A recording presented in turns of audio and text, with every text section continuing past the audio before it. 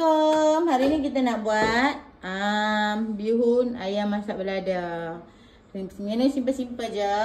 Bahan dia sawi, ayam, utamalah bihun. Ni untuk cabai dia, ni untuk sup.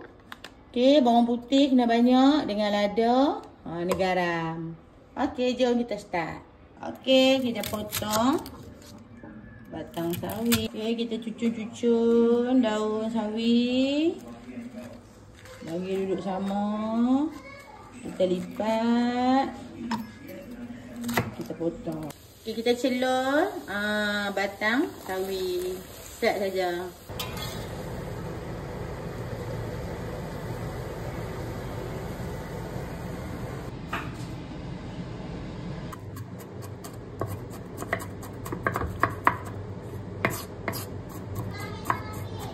Kita nak buat cabai dia, bawang putih, cabai Melaka,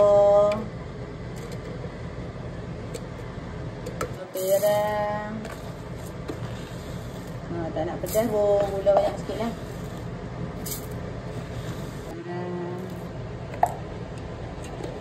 Sekali kicap perah 5.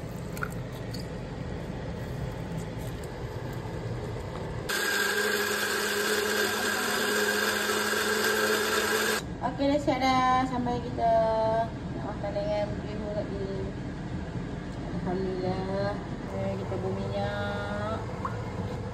Masukkan bawang putih.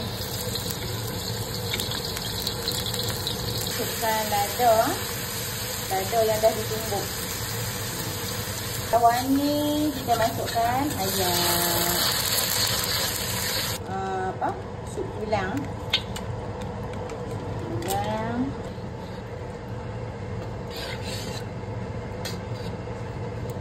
Cabai, Melaka. Okey, dah kita masukkan semua bahan tu kecuali garam. Garam kita bulas. Okey, kita biarkan dia mendidih, kita tutup dulu. Okey. Bismillahirrahmanirrahim. Okey, ni optional nak bagi masam-masam sikit sup kita. Yang baki saya buat cabai tadi untuk